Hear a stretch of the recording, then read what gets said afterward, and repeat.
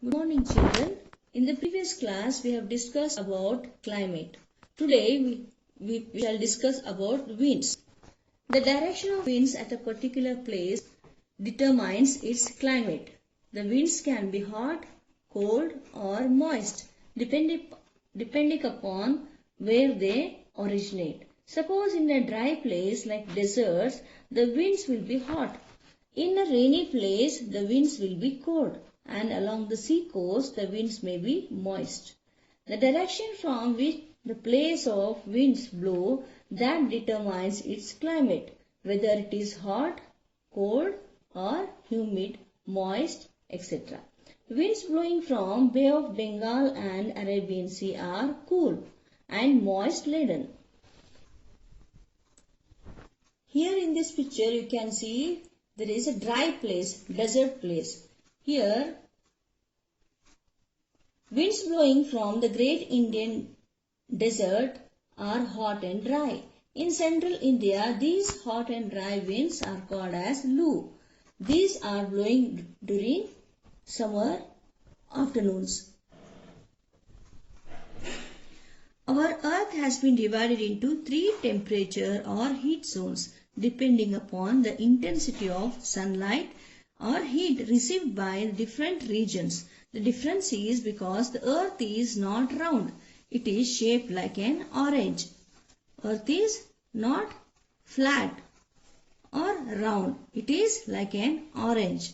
The torrid zone. This is the hottest zone on the earth. It lies on both sides of the equator between the Tropic of Cancer and Tropic of Capricorn. This is the torrid or heat zone. It has a tropical climate, hot and humid, as it receives the direct rays from the sun throughout the year.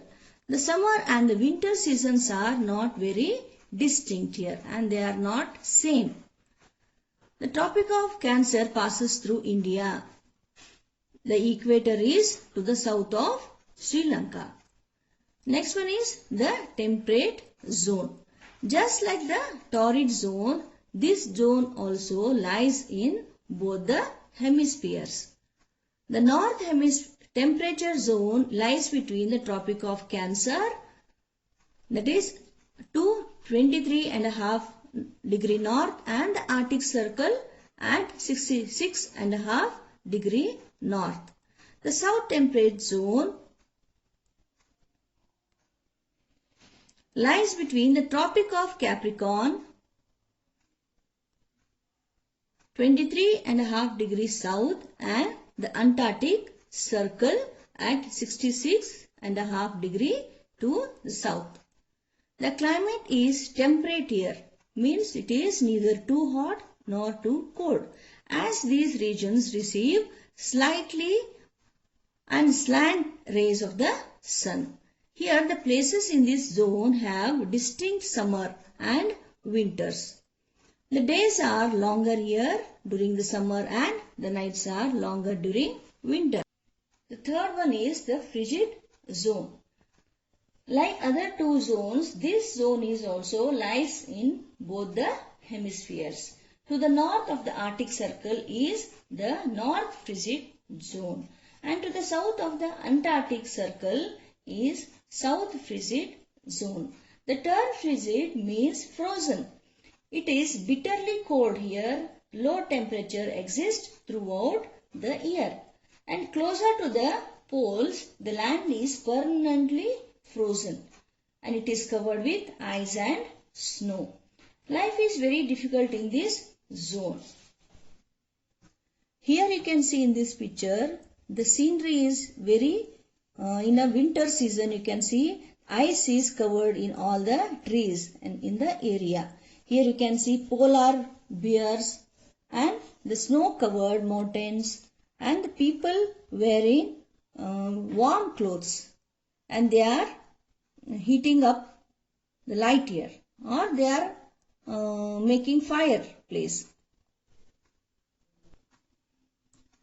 This region receives slanting rays of the sun due to the earth shape and tilt. The North Frigid Zone includes northern parts of Canada, Alaska, Greenland, Scandinavia, the northern half of Russia and the Arctic Ocean. The South Frigid Zone is mainly occupied by the continent of Antarctica.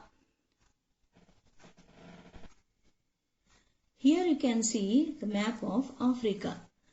Here is Mount Kilimanjaro. It lies just 200 miles south of the equator in North Tanzania. It is close to the border of Kenya.